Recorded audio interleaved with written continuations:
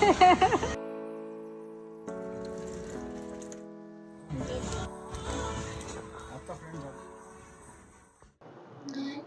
मंडळी, खूप खूप स्वागत आहे तुमचं नवीन एका ब्लॉगमध्ये. माझं एक रोजचं रुटीन ठरलेलं आहे. सकाळी उठणं, गरम पाणी पिणं, त्यानंतर जर झोप येत असेल तर लाईट एक्सरसाइज करणं, स्ट्रेचिंग करणं आणि नंतर रीडिंग आणि जर्नलिंग हे ऑल्टरनेट आहेत.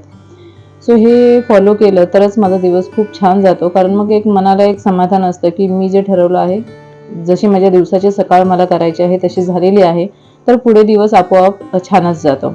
आणि आजचा तर दिवस स्पेशल होता. मैत्रीचा आज वाढदिवस होता. सो त्यामुळे स्वतःला एक रुटीनमध्ये ठेवणं हे माझ्यासाठी खूप गरजेचं होतं. जर स्वतः खुश राहिलो तर घरातली सगळी मंडळी खुश राहतात आणि मुलं देखील खूप आनंदी राहतात. लाईट एक्सरसाइज मध्ये मी प्राणायाम हे डेली करते. थायरॉइडची जी पण एक्सरसाइज आहे ती देखील मी करते आणि बाकीच्या गोष्टी ज्या आहेत जसं की भ्रामरी प्राणायाम आहे, कपालभाती आहे, ह्या 2-3 गोष्टी मी नेहमी करते आणि फुल बॉडी स्ट्रेचिंग मध्ये सूर्यनमस्कार देखील करते मी. कधीतरी असं होतं की नाही मिळत, पण जर वेळ मिळाला मी नक्कीच बाहेर थोडंसं चालून येते. समोर पार्क आहे आणि तिथे चालून 10-15 मिनिटं जरी चालले तरी मला खूप बरं वाटतं. नंतर मी घरी येते. घरी फ्रेश होऊन वगैरे माझं स्किन केअर रुटीन आहे, हेअर केअर रुटीन आहे. हेअर सिरम लावणं, स्किन केअरमध्ये टोनर, रोज वॉटर आणि ॲलोवेरा जेल लावते. त्यापेक्षा जास्त मी काहीच यूज करत नाही. स्किनवरती जितके कमीत कमी प्रोडक्ट्स लावेन तितकं जे म्हणजे जरा स्किनला देखील हलकं वाटतं, जास्त स्किन आपली क्लॉग होत नाही आणि क्लीन व्हायला देखील मदत होते. त्यानंतर इथे माझे प्लांट्स आहेत ना, त्यांना खूप धूळ जमा झाली होती. सो त्यांना जरा साफ केलं. ॲलोवेरा प्लांट आहे, मनी प्लांट आहे.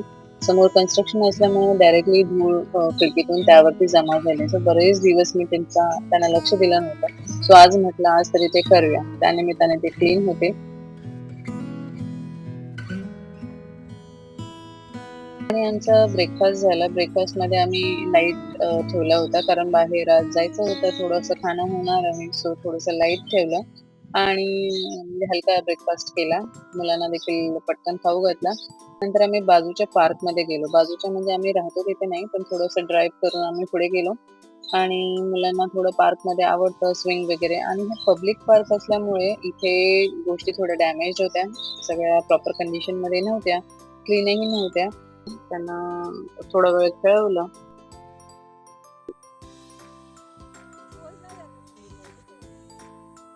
थोडं दमले की मुलं छान नंतर जेवतील यासाठी वेळ त्यांच्यावर थोडं आम्ही देखील खेळलो. सो असा आम्ही दिवस स्पेंड केला.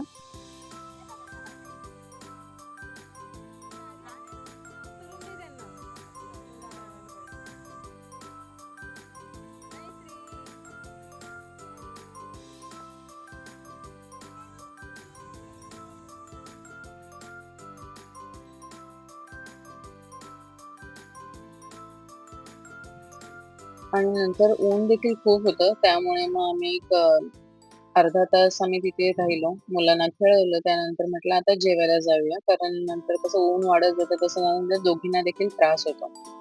सो बाजूच्याच एका हॉटेलमध्ये गेलो. नवीन होतं आमच्यासाठी. पण ॲम्बियन्स बघून थोडा आम्हाला आवडला. जास्त गर्दी नव्हती त्यामुळे आम्हाला बरं वाटलं. आम्हाला गर्दीच्या ठिकाणी जास्त शक्यतो जायला आवडत नाही.